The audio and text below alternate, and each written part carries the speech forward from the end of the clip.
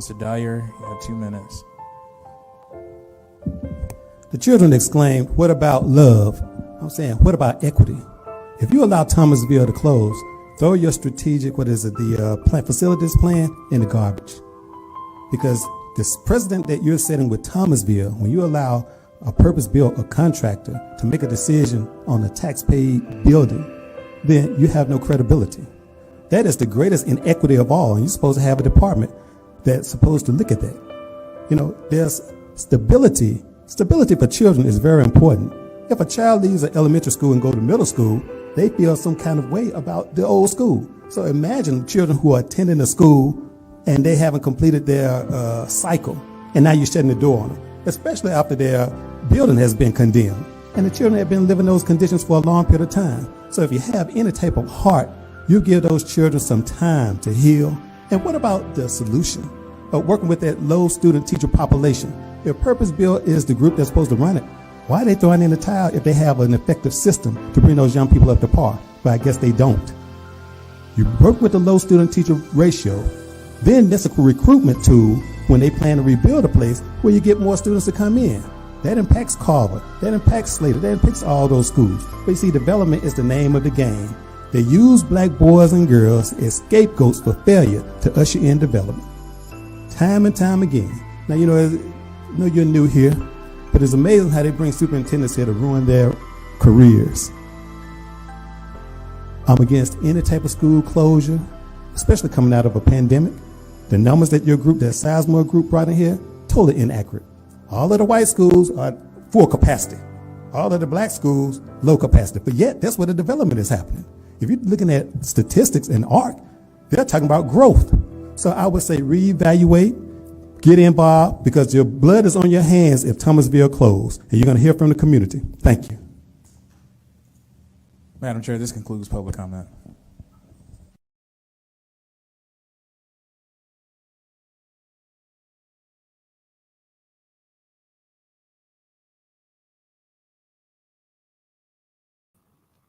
And welcome back to Exposed. My name is Nathaniel Dyer, and I'm hosting this evening. I'd like to send a shout out to Miss Adrian Coleman for the great job that she's doing. And we shall have Miss Wykeisha Howe and activist Lee here shortly to continue the conversation as relates to affordable housing, displacement, development, along with education. I'm going to start off by reading an article that came out, and it says that, I tell you what, I'll hold off on that until the guests get in, but I'll give you an update on, okay, there's activist Lee, and then there's Ms. Howe. Welcome to the platform and the forum. All right. Glad to be here. How you all doing? Hello. Hey, doing great. I tell you, before I go into anything, let's start, Ms. Wykeisha Howe. Give us some information about yourself, or give us some background of what you'd like to share with us. So, I'm a native here. I was born and raised here in Atlanta, Georgia. I'm a parent in APS. I'm a community champion. I have 2 kids, one that has graduated Carver High and Washington High School. And so I do have a son. He has a disability, and I have been a champion for kids just like him for probably the last probably almost 10 years now. I've been living in Atlanta all my life, and so I have seen just about everything that has happened, from housing, from the food deserts, the education, the crime. I've seen it all here in Atlanta. Okay, well, your experience and knowledge is going to have a great place here on the panel. I know you're a force to be reckoned with, so welcome once again. Brother Lee. All right. Volunteer community activist. I serve in Atlanta Districts 3, 4, 9, 10, 11, and 12. But anyone who needs help, my doors and my number is always available. Right now, I'm running a nonprofit organization called For Me Unto Unity Incorporated. We have the same mission, service, public service. Hey, just dealing with the problems, the same thing that the sister said, the issues that we deal with every day. Okay, well, welcome once again. All right. We have a bunch of PhDs on the line with that common sense. Yeah. That know what's really going on instead of talking about statistics and looking at these diagrams and charts. We have the heart and the pulse of the people in mind. So you all are familiar with what's going on, of course, with the Forest Cove situation and Thomasville Elementary. Now, we're in the midst of a facilities planning situation with Atlanta Public Schools. And it's ridiculous that they would even move forward with this when we just came out of a pandemic. So you're trying to gauge numbers or capacity of schools, and we haven't really been out of one full cycle or year of the pandemic. So what I'm going to do, I'll kick it off by reading this article. Dickens administration revises plan to relocate Forest Cove residents. So this is pretty much hot off the press. Let's see. And I'm going to give credit to it's by Wilburn P. Nobles III. He's with the Atlanta Journal-Constitution. So it goes, the city of Atlanta announced Thursday night that an agreement has been reached to expedite the relocation of residents from the dilapidated 396-unit Forest Cove apartments complex. Forest Cove has been the subject of several articles from the Atlanta Journal-Constitution, which revealed in 2018 that state and local governments lacked authority to address mold issues in rental units. Its property manager, Millennial Companies in Ohio, says they want to relocate the 212 residents for repairs. But a municipal court judge in December condemned it for demolition. Now a spokesperson for Atlanta Mayor Andre Dickens says the city and Millennial are restarting the move out process in an effort to relocate the Southeast Atlanta residents by July the 15th. Okay. The new plan is intended to minimize any potential impact for Atlanta Public Schools students ahead of the coming school year, the spokesman said. The children at Forest Cove attended Thomasville Heights Elementary School. However, APS last month announced plans to temporarily close the school beginning next school year. Relocated residents will continue to receive subsidized rent through the housing assistance payments administered by the United States Department of Housing and Urban Development, the spokesman said. This federal program anchors rent at 30% of the head of household income at Forest Cove.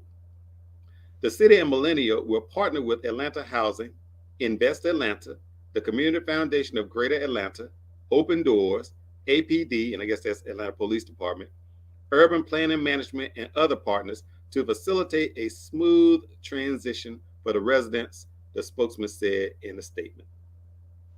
And then it goes on to say, the mayor spokesman said Atlanta will pay the upfront cost of the relocation. Millennial will reimburse the city in full once the company closes a deal for the sale, restoration, or rebuild of the property, the spokesman said. Millennial late last month told tenants they won't have to pay monthly rent until they are relocated from the property. But that decision occurred in response to an outcry, by the outcry from residents a month earlier. The city, in its lawsuit against Millennial, alleged the complex has racked up at least 231 code violations for fire damage and rodent infestations, among other issues, since 2017. Forest Cove has also been the location of more than 650 police calls related to domestic violence, burglary, robbery, and homicide since 2020, according to the lawsuit. George Christopher Portis ruled December 27 that Forest Cove's residents should be relocated by March, records show. His order stated the demolition should begin by April 15th and be completed by September the 12th. And again, that's by Wilburn Nobles. This article came out April the 1st, 2022.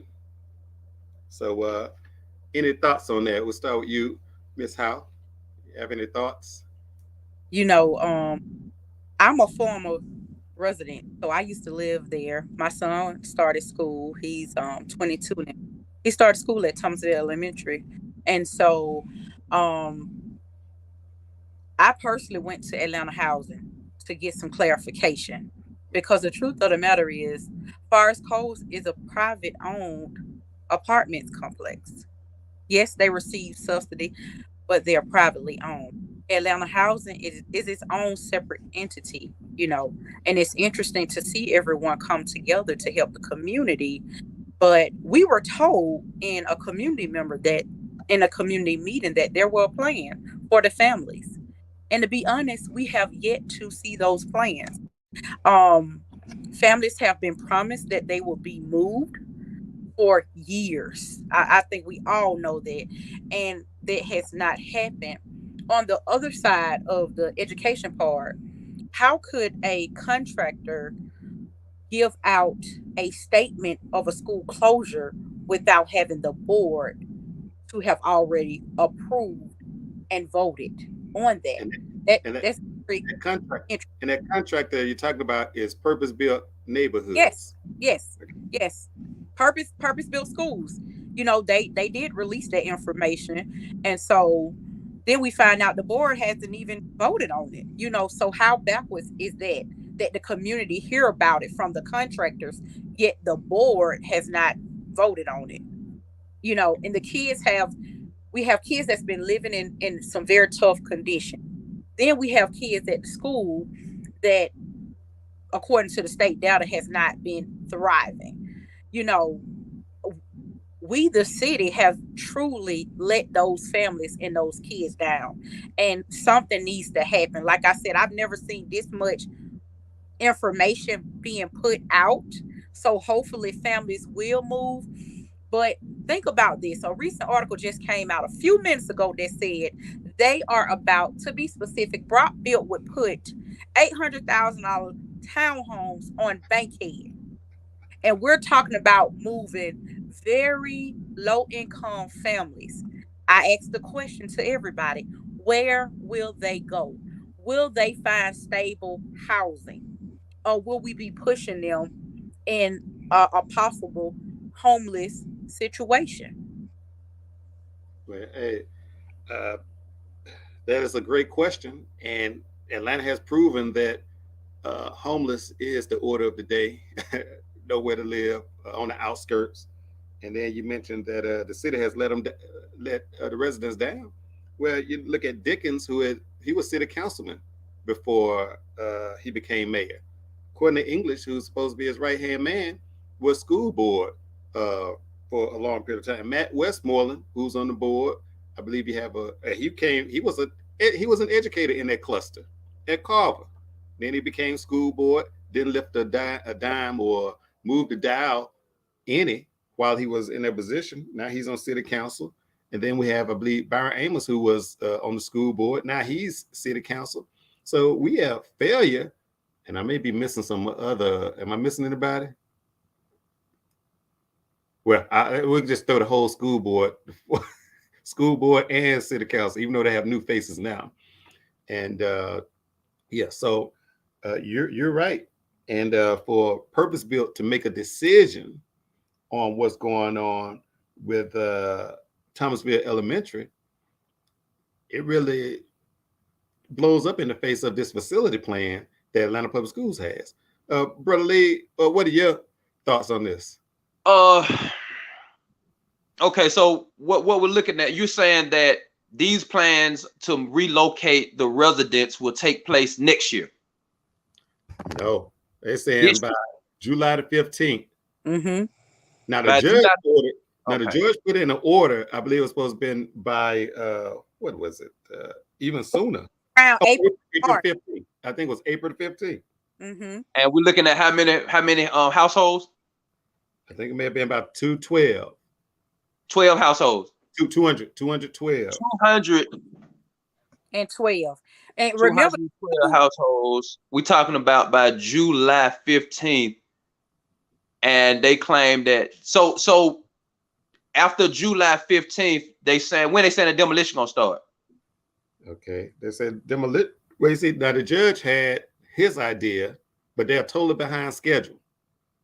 Yeah, the demolition was supposed to have happened in, let's see, they're supposed to move out in April. And by May, around May, and I'm going to pull it up again, that's when the demolition was supposed to have happened. So I pull it up again. Oh, yeah, here it is. Okay. And here we are in the beginning of April, and nobody has, started to move yet. So this is my thing. I want to see how myself and others can get involved to make sure that our people don't end up homeless. We need to get down to the mayor's office. We need to be in contact with the at-large members and whoever else, Fulton County Commission, to see where's the list. Like the sister said, where are they going to go? Housing is scarce in Atlanta. So where are they going to go? Show us the list of the available housing that you have for these residents. So we need to get on top of that ASAP. All right, you're right. And I'm going to be specific. The Judge Christopher Portis ruled December 27th that Forest Cove residents should be relocated by March. So March is gone. He ordered, his order stated that the demolition should begin by April the 15th and completed by September the 12th. Now, in my opinion, this is the only concrete thing that I've seen in this whole process. Everything else is could, should, or may happen. If we wait, it's a chance that they're just going to push the people out, put them in some shelters or some temporary hotels, and they're going to end up homeless if we don't get on top of this now. Well, that's a great point. And I know, Wykeisha, we were talking about, what does hotel living look like? Can you speak to that? Yes, I can. So when I was displaced back in 2018, I was displaced. My rental home had got sold. And the people was Black. A lot of times, people think about it's certain people that display. No, people look just like me, bought the home to flip it. Okay. Got it. When I learned about my NPU, city council, I went to I did everything but call the news. That's who I should have called, was the news. And we had to move. We lived in a hotel for a few weeks. And what I discovered, which I knew this anyway from younger experience, is that there are families, there are children right now in Atlanta, probably all across this country, that are growing up inside of hotels. They're being born and raised in hotels. And what happens, because I used to work at one, that's how I know this firsthand. You can have a mom or a family, a mom and dad have 5, 6 kids in a hotel room, and they could be working families. They can be families that have experienced different challenges, and you have organizations like church that would pay the rent for families to live in these hotels. Now, we know Atlanta. I can't speak for other cities, but we know Atlanta, and I've lived and seen the hotels. We was in hotel off of Fulton Industrial, and I was just blown away by how it was. Paint peeling, sink stopped up, bugs. It was unbelievable. And you have families that live in this every day. You're talking about hotels. In the hotels, you have the school system that send a school bus to the hotel to pick up and drop off kids. I seen this with my own eyes because I worked at the hotel. Right. And I saw this and I was like, how long, certain people, we had people that died. They've been living there so long because before the pandemic, before this new housing boom, we had regular people, and there are certain things that's put in place to block us. Your credit, your background, your income, and so that kept a lot of people out of having an apartment or a home or whatever. And so they was living in hotels. And for me, it was a no. It was temporary for me and my family because we had got displaced. And the prices right now, a family can pay anywhere from $1,000 to $1,600 rent a month in a hotel. Right. And then you're not getting the quality of life benefit to go along with it. You know, I was in a hotel for maybe like 2 weeks, and I know they waiting on a house to close or whatever, and that was not good living. You know, you got your whole world around you. So imagine if you got 2 or 3 people, 2 or 3 families. How many say 2 or 3 families? Or You would just have a family. You can have 2 families, but you would have a family, a single mom, 3, 4, 5 kids, husband and wife, 3, 4, 5 kids. I mean, it's interesting. We even had working grandparents with grandchildren in the hotel that I worked in. and then really that situation is worse than where you come from. At least you got bedrooms in the place. You got more space to spread out. But in an apartment, a hotel, you just have this one. If you got lucky to have the double beds, that's more space. But most times you just have a single in there. Yeah. Yep, that's all you have in a kitchenette and a bathroom. You know, Right. that's, you know, like you said, you can get lucky and get the double bed. It's gonna cost you more, Yeah. but you can get it. And then just think about things. You have kids that go to school. You have to pay for internet separate. You know, I remember they charged us by devices. You know, it's like $5 a week, $10 a week for per device. You hooked up to there. So it was unbelievable. But I noticed that's something people don't even talk about. And we have families living in that type of condition right now. And if you go check right now, all those type of hotels are full to capacity. Well, now I can believe it. And I think they are able to take advantage of people's circumstances that way, charging for everything. Actively, you want to jump in and you have any? Yeah, I agree with that. I have seen the same things. You know, that's what go on in Atlanta. We have to understand we have different stages of communities in Atlanta, especially dealing with our people. We have the homeless community. We have the community that live in lodges, efficiency lodges, and hotels. Like the sister said, for years, we have our community that stay in abandoned apartments. That's a reality. We have a community of families and single parent households who stay in apartments without a lease. They are tenants at will. That's a reality. Bottom line is we have to deal with each level. And what we're looking at is all of these levels of housing and communities will be pushed out in the near future. So we do have to get on top of this. This is dire. It's like when we was on the at the meeting on the WhatsApp meeting last night when you attended, and we thank you again for attending the meeting last night. That's why I said we in a crisis mode. You know, we have to find the call to action, the right strategy to help our people now, because we behind. We really 10, 15 years behind. You know, I say, hey, we may be behind, but we're right on time, because at this point in juncture of of everything that's going on, the developers, and you know, we're just gonna put it all together as to why these things are happening. You know, Forest Cove and situations like that didn't happen overnight. They've been going on year after year, decades. But all of a sudden, now that the timing is ripe for development and how they want to displace people, I guess the term would be gentrify, or basically move Black people out with a new population. There's a lot at stake for them. And I tell you, you know, on the surface, for one, it's racist because, you know, it's impacting mainly Black people. And I would say, you know, maybe the Latino community, but I just know Black people. It's impacting children, Black boys and girls, as relates to their education, having a quality experience, displacing them. And then there's just several the senior citizens. Once they handle all of that, then it impacts them on their taxes and legacy residents. So it's just a snowball effect. But it all starts with children and why they're trying to close Thomasville Elementary.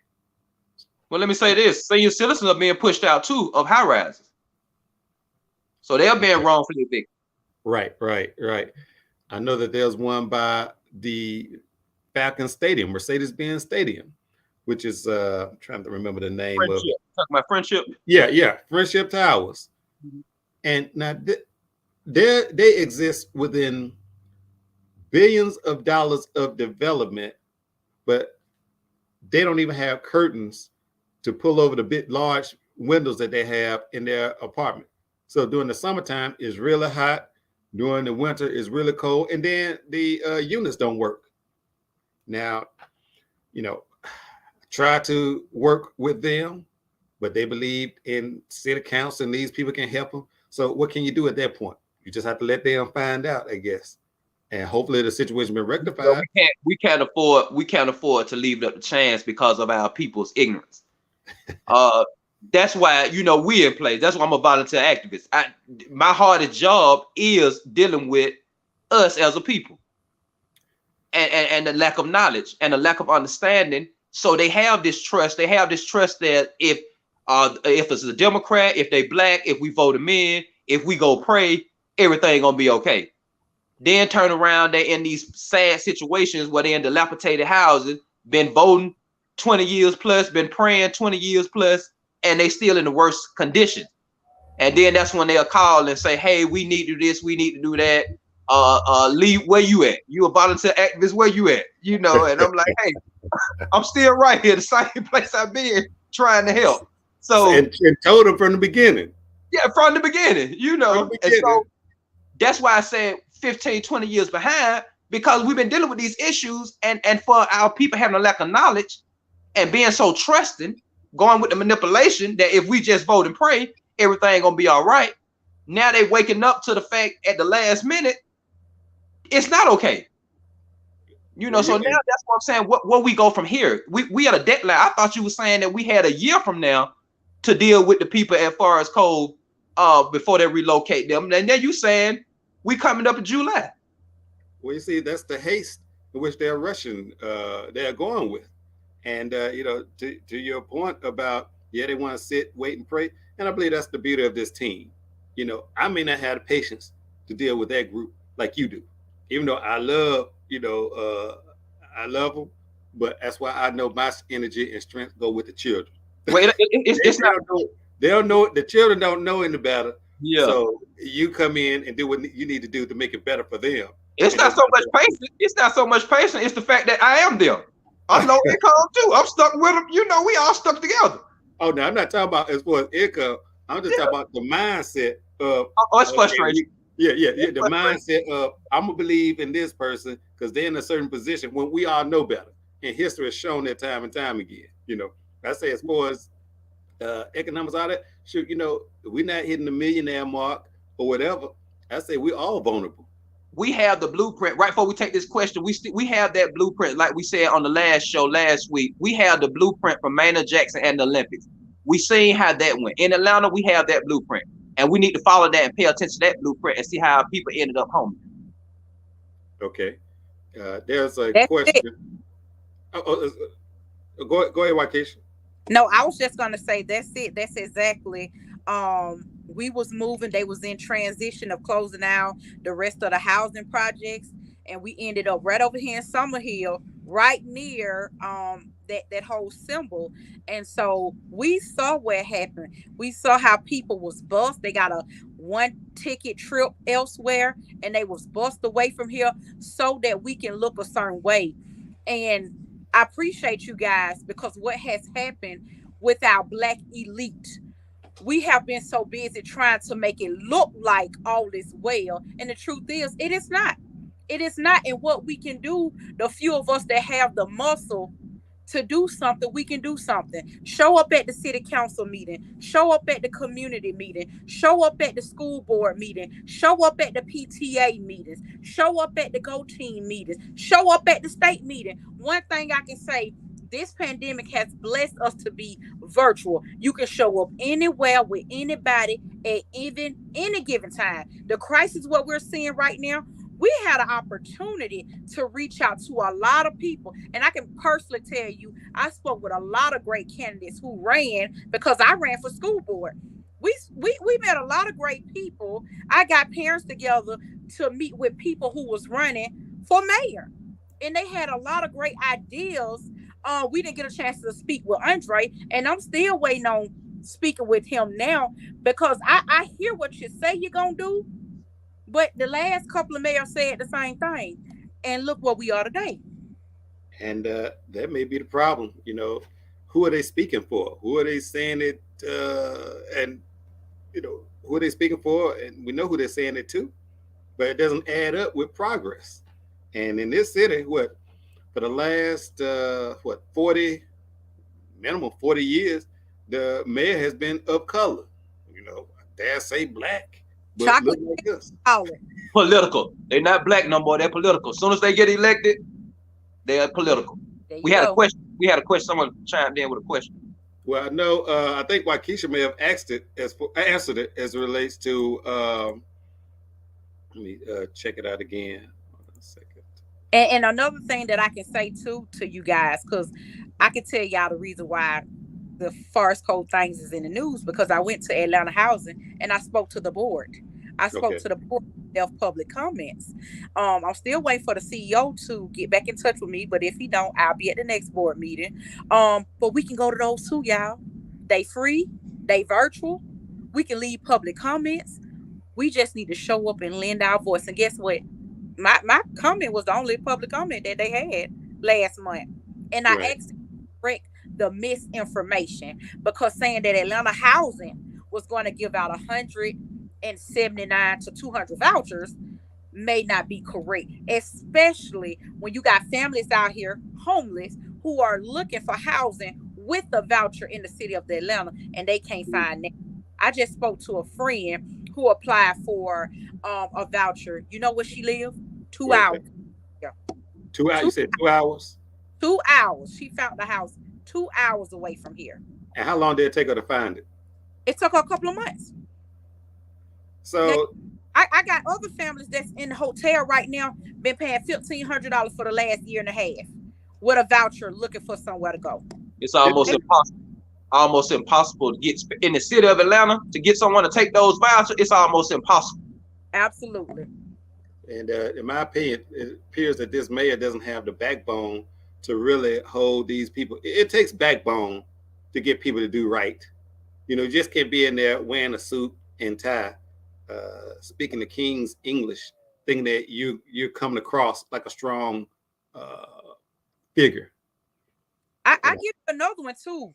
What people, a lot of us know, Atlanta Housing have their own separate kind of private housing.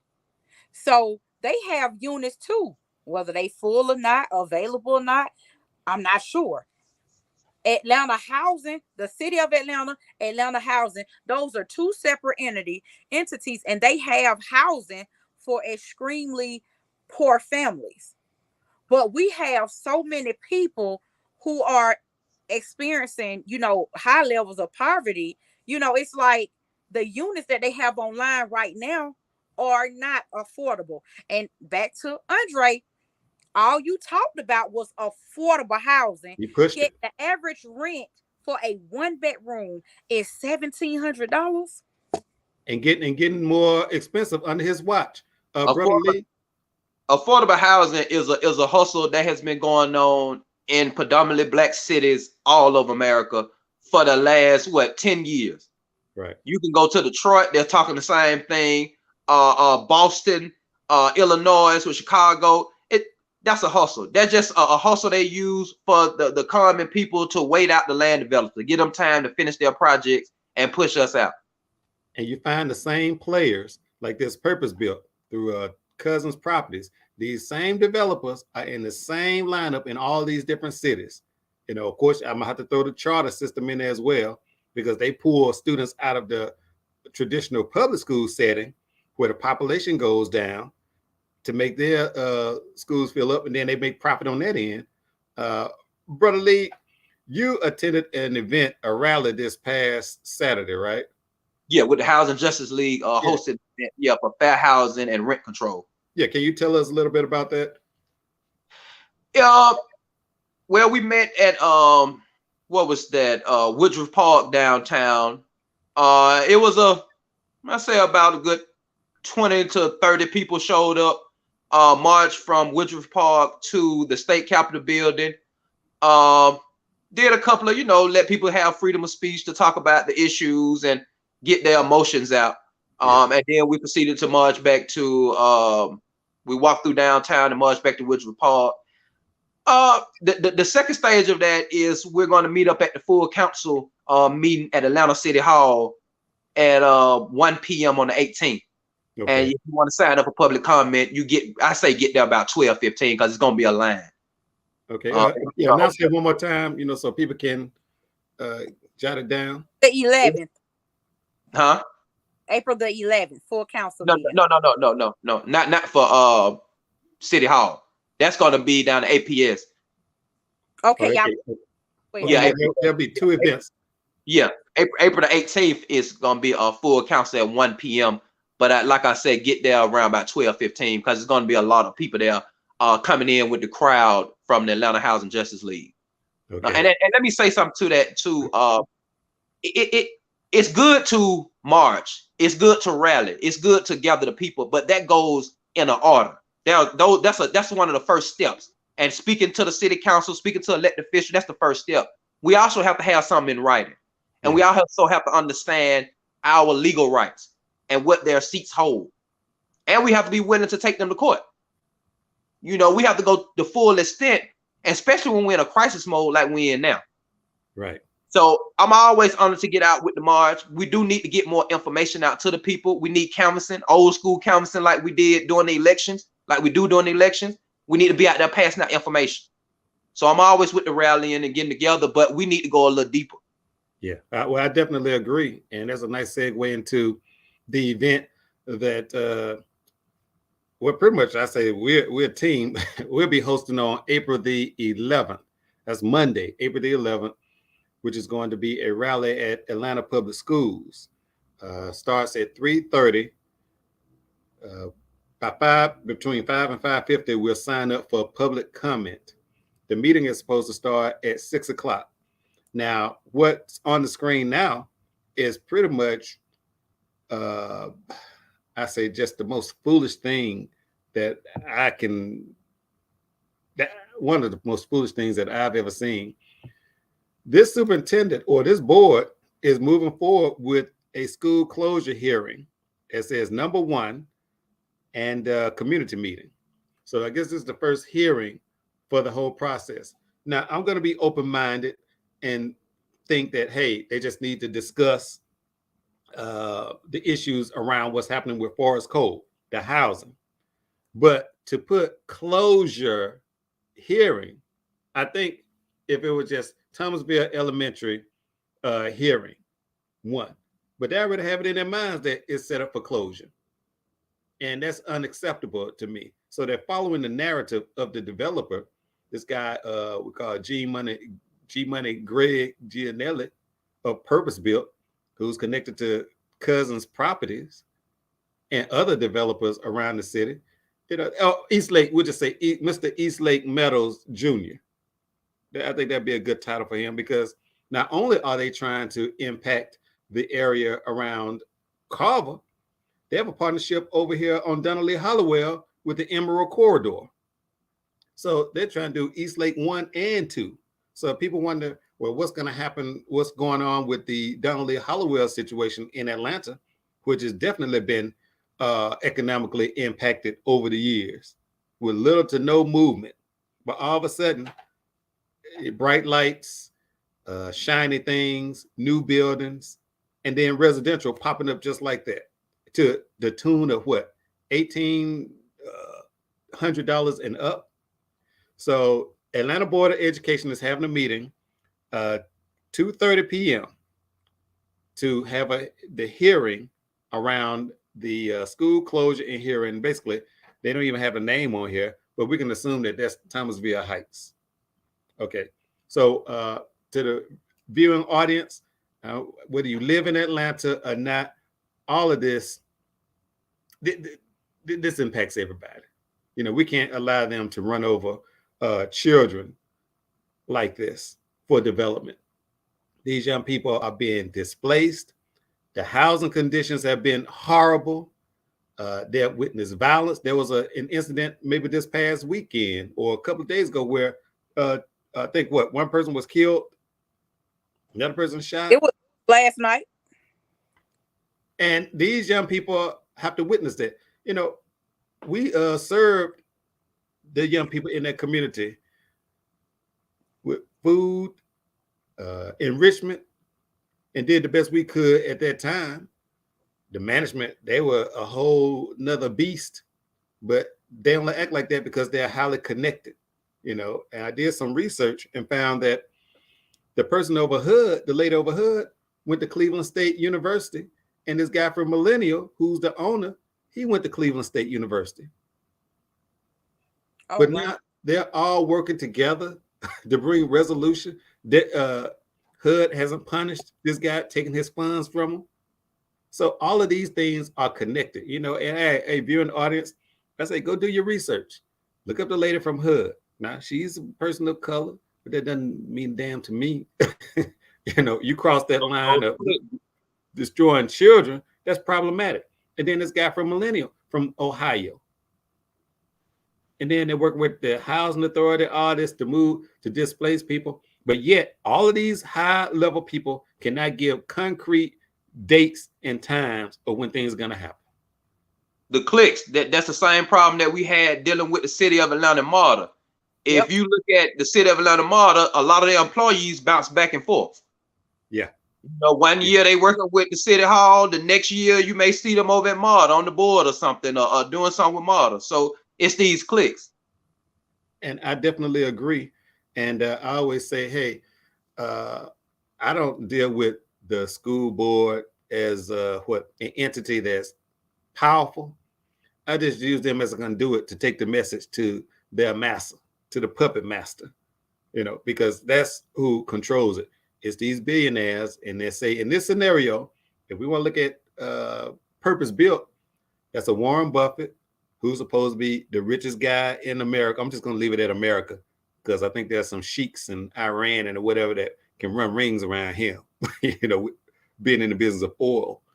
And then you have his partner, Tom Cousins, and then there was another guy, a philanthropist, who are, you know, but those are the two main guys that I really focus on. And this guy, Gianelli, he's married into their family. And in my opinion, he wants to create another East Lake Meadows, I guess, to make him proud. But let's think about that now. My father lived and my grandparents lived in East Lake Meadows, aka Little Vietnam. Okay. I lived in the early 2000s. By the time I lived there, almost completely gentrified. Only about 200 apartments that was possibly based on your income. I think that's probably down to about 15% now. I see. It's completely gentrified.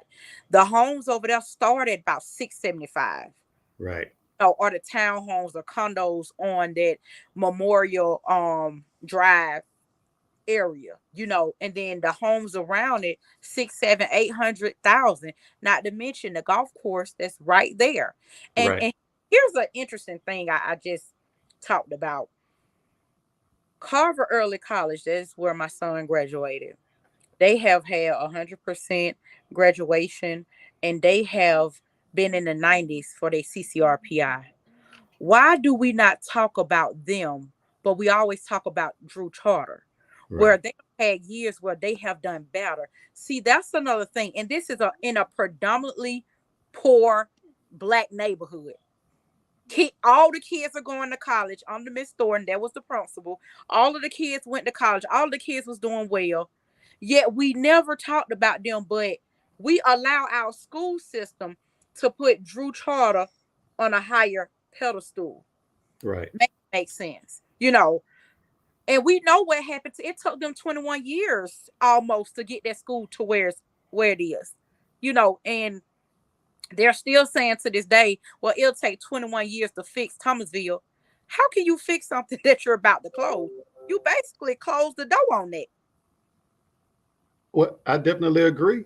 And I would say you can take that scenario and look at the HBCUs in Atlanta and how they can't raise their heads above Emory and Georgia State and Georgia Tech, you know, because they're supposed to stay in a certain place.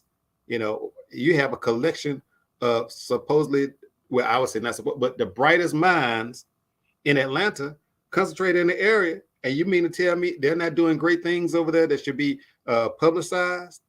So there are various levels.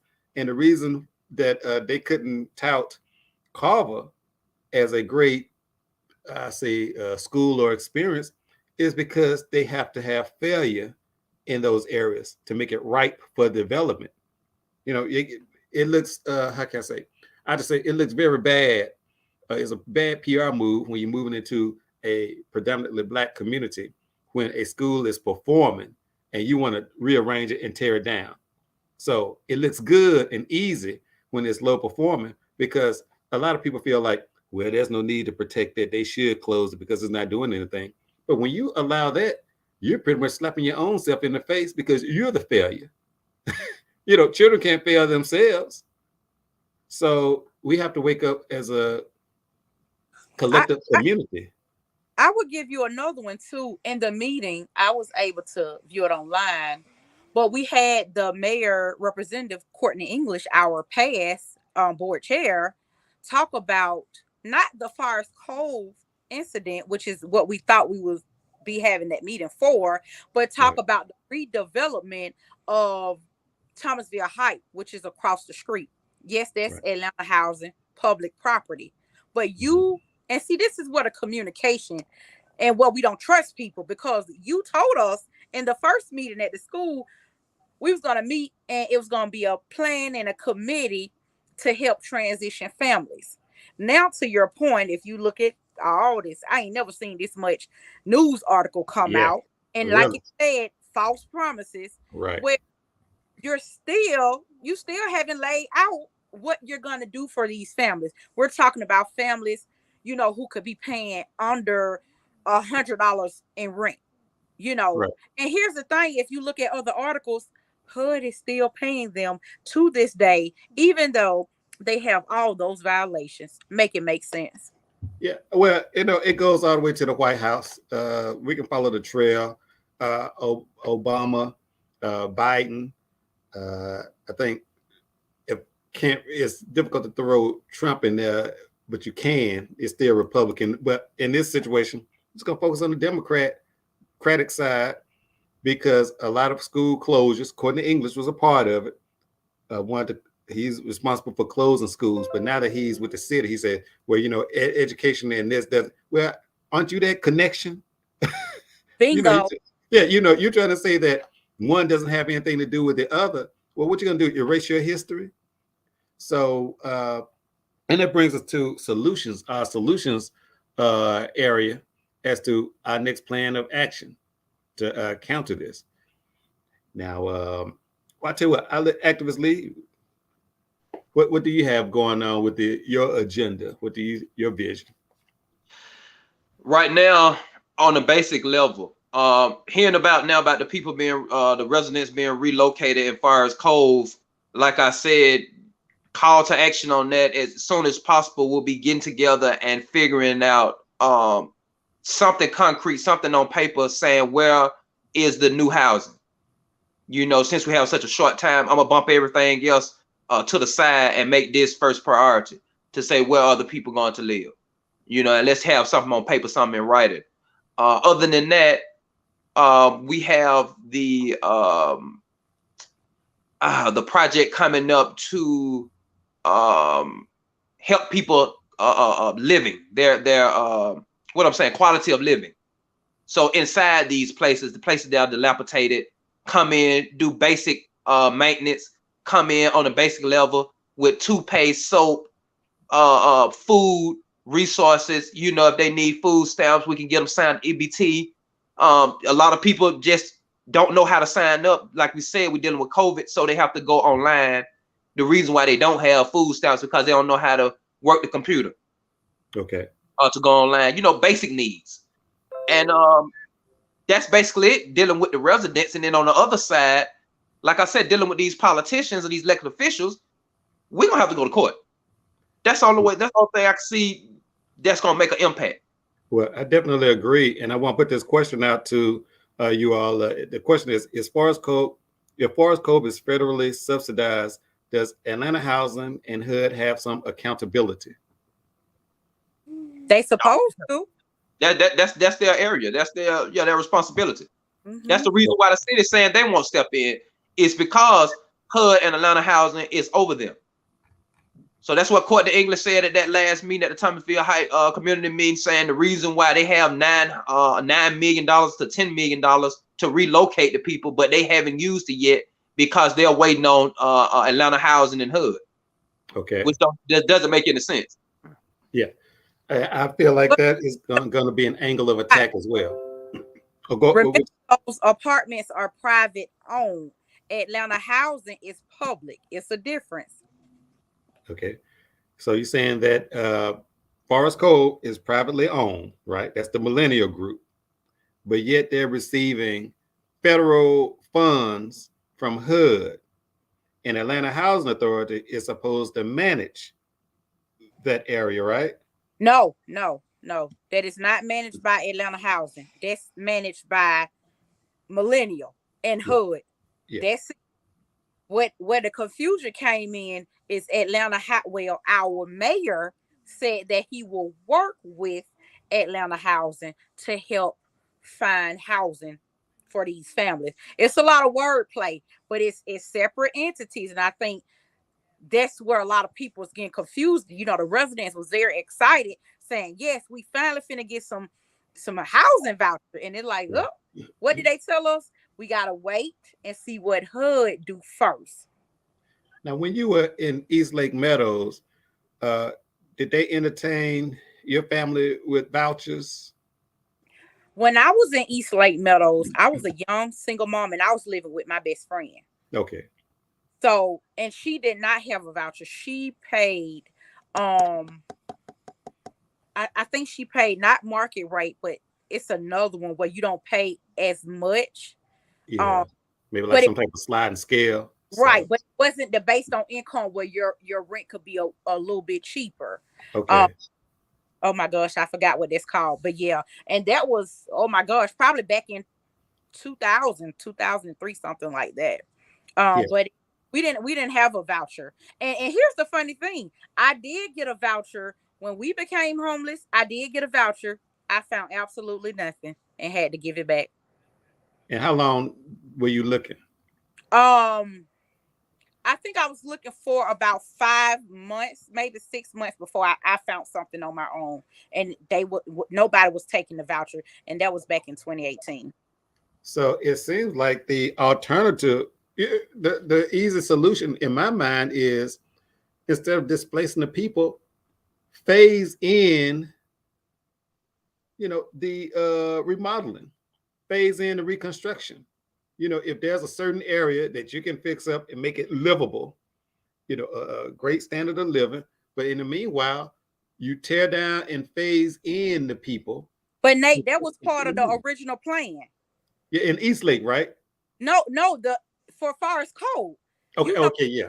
The original plan was to remodel one side, right, and then move the family to the remodeling side. But the election came, and let's be clear, y'all, election is coming back up again. It starts in May. Everything just, went flip-flop. We hearing all these talks and wording, but we don't see nobody moving, and we don't see nothing in writing. I mean, I think, to Activist Lee's point, we need to see it in writing on paper, because they've been telling us a lot of stuff for the last 10, 20 years now.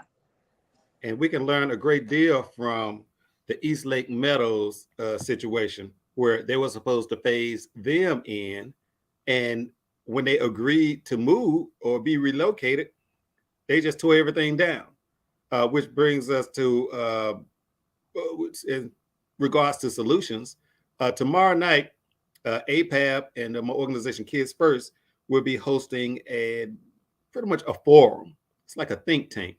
And hey, the viewing audience, you're welcome. The question is, what if all district lines were redrawn for Atlanta public schools? That's the question. And the reason that question is significant is because all of this development is happening in only certain parts of the city. And we're just going to say predominantly Black neighborhoods where schools, the lives of children are destabilized constantly. And they want to say that in those areas that the enrollment is low. So that's why schools like Thomasville, they're supposed to close. But yet, that's where the bulk of the development is happening. So if the bulk of the development is happening in those areas, in those Black communities, why are they closing schools? But yet they're rehabbing homes. They're building condos. Mm-hmm. So we say, hey, let's look at what it would look like to redraw these lines. Let's bring some solutions to the table. Right now, two areas that are really impacted in the city of Atlanta is Dunbar, where there are Dunbar and Centennial. And Centennial has, what can I say, a population, let's just say there's a mixture, of Black, white students. There may be some other students outside of that, but I just know for sure is Black and white. And a lot of the parents who are white are in uproar because, well, I'm just gonna say it's even. They're in uproar because they're phased to go to Washington High School. And we know what happened at Washington last week with an incident where the parent brought the gun to school, and I just say to protect her daughter. And that's a whole nother issue, a conversation we need to have as it relates to bullying and how these schools are allowing that bullying to spill out into the streets. I believe you nip it in the butt in the classroom and hey, you don't have any problem. But when you allow it to fester and fester, it gets ugly. And then people on the outside have to get involved. And I would like to hear her side of the story too. Yeah. I think we need to hear it. But from my experience, and I know Wykeisha, you involved with schools as well, usually the person that has the gun isn't the bully. That's the person that's being bullied. And hey, they left to no, I'm not saying that should be an alternative. Right. In reality, though, sometimes it is in reality. Well, you have no other help that's supposed to be in place to help you. Right. And if you got 10, 12, I don't know, but it was a large number attacking your child. Right. And you're a woman. There's boys and girls, right? Wasn't boys just a group? I don't even know. But what I can say, I did speak to the Go team online. My public comments are on Facebook, and I did say something to them because March, for all the Atlanta Public School Go team, March is where they approve their budget. And I did specifically speak to Washington about bullying because several parents did reach out to me about bullying happening in the school and nothing was being done. So when this incident happened, I was absolutely not surprised. I knew it was going to happen because bullying was already happening in the school, but the staff couldn't get a handle on it. So when a parent comes to the school, that means they're at their wits' end. I saw her lawyer speak. She's a mom, wife. She works at a doctor's office. Like, that's not the type of stereotype of, rowdy parent that come up here just to start a fight with the school or shoot some kids up at the school. It don't seem like that, but they always say it's two sides to a story. But I did, and I spoke on Twitter as well. I'm very vocal on Twitter because that's what all the professional people are. And I said, APS needs to do something about bullying. You can go back and find my tweets some weeks ago before this incident took place. Nothing was done. And guess what? If we don't address this, y'all, we're going to see it happen again, and it spills out into our streets. And we see these kids are constantly being killed almost every other day. It's so heartbreaking. Yeah, it is. She definitely does not fit what they would consider the profile of a parent who's, but in my opinion, she's a wit's end. She probably spoke to the school and they gave her the runaround. Meanwhile, her daughter's still coming back with issues. And I've had to be involved with households who have this situation. The majority of the children in alternative schools are kids who come from two-parent households where they're working. And these young people are smart, but because they are bullied and they have to retaliate, They're the ones who are caught, and the other kids left. Again, I want to announce that tomorrow at 7 o'clock p.m., 7 to 8:30, just an hour and a half, we're going to have candid conversations about, hey, our next steps as relates to education, equity, this bullying, and mainly this facilities plan that pretty much is a page out of Jim Crow. We're about to wind down. Go to Eventbrite and register. And the link should be in the chat, I do believe, or in the comments.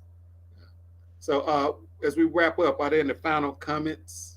Yeah, I just want to say, talk about the elections that's going on, and just point out a very important election far as our magistrate judge, chief judge seat, which is who formerly currently holds that seat, is Cassandra Kirk. And the reason why the seat, she's running unopposed, and the reason why the seat is so important is because she is the one who is over the evictions for Fulton County.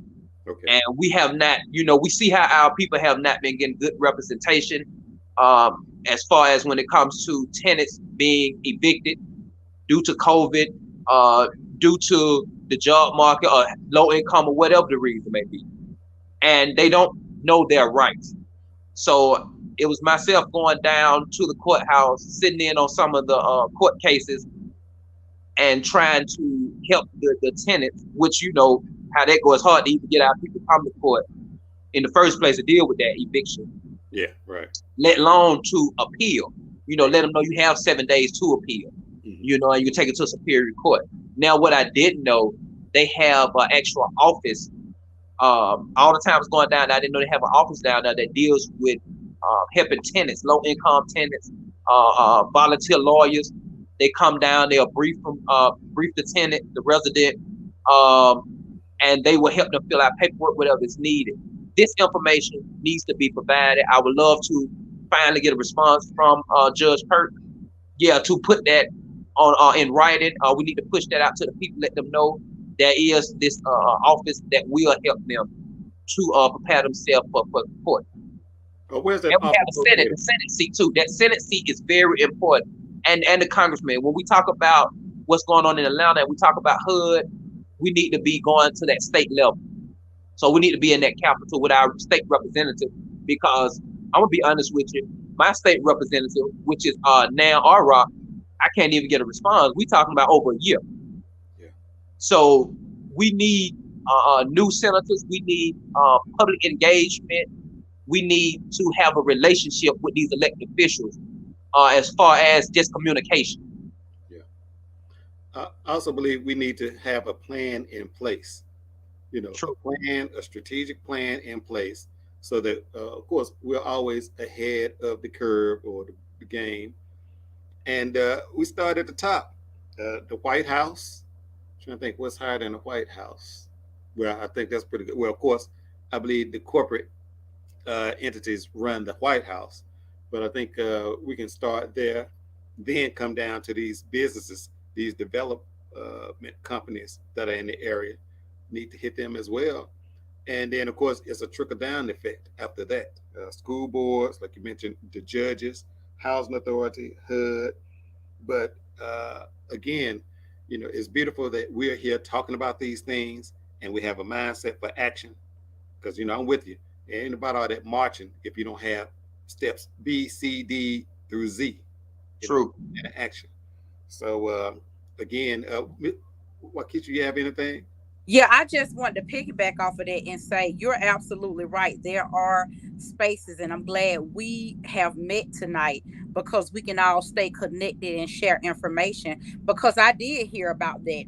And what they had an issue with is getting that information out to the community. She would show up to certain entities, like I seen her at the APAL Public Safety Committee, and she gave that exact information that you're talking about, but that's not well or heavily attended by the community. And so how do we get that information in the hands of the people that really need it? That has truly been the problem here in our city, and I know across the country, but here in Atlanta, getting the information to the people who need it has been an issue, because we know from Trump to Biden, there has been trillions of dollars that have been spent on housing, paying people utility, getting food, whatever you need. There has been money, and in the state of Georgia still have money to help families. But if they don't know about the volunteer lawyers, if they don't know it's people down there that'll help them fill out that, if they won't go, just go appeal or just go answer, go show up. We got to start standing up for ourselves. Even if you think it's wrong, I don't know, go see, because it's information just like that that's out there that can help us, but we don't know. Well, I think we can use this platform. Are you all interested in coming back next week? Of course. Okay. Sure. So what we'll do, we'll set aside a portion of the show where we provide those resources, put the links in there. And, I do have a site as well where we can do, of course, we all have social media, but I think we need to at least have a foundation where we can point people to certain things in our social media, have them educated, and create more of a force or information force so people can be prepared. And let's get a canvassing team together. Hey, I agree. In the neighborhoods, crucial points, or the parking lots, Walmart parking lot, the corner, wherever we got to go. Yeah. And I would say to the viewing audience, I believe our emails were put out there. Please send your information, your contact. I know my goal is to have a list this year, 10,000 contacts, just to disseminate the information. So when we need to make a move, have some action, we got 10,000 people ready to move. Next year, the goal is 100,000. And hey, I don't care. It doesn't have to be all in Atlanta. It could be all across the globe. But we need to stay connected, and take action on these issues. Any final thoughts? And I'll leave my email. It's keisha4kids@gmail.com. And also you can find me very vocal on social media, Wykeisha Howe for APS, because I recently just ran and I plan on running again. But I am always out there pushing information out and calling things for what it is, because we have got very comfortable, to activist lead point, of voting and praying. Faith without work is dead. We're going to have to put work with what we're doing. And we got to hold these people we vote for each and every time accountable. I agree. And I pray to be protected in battle. And praying for wisdom. We got to pray for wisdom and strength. That's what we need to be praying for. Wisdom and strength. That's what we need. Yeah, to make it happen. Okay. Yep. Well, hey, I do thank you all for being a part of the Exposed. And I want to thank Ms. Adrian Coleman of Square Mile Media. Up and coming, going to just be, everybody's going to know about it. We probably already know about it now. But Ms. Coleman, she does a great job.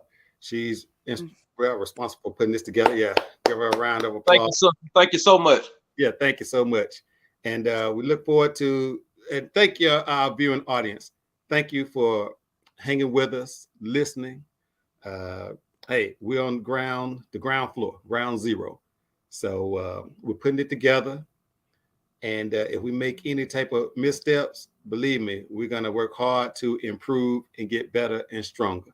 But with your help, we can succeed even stronger, even better. Okay, so with that being said, love you and hope to see you next week. And thank you, Wykeisha and Activist League. You're welcome. And I'm Nathan.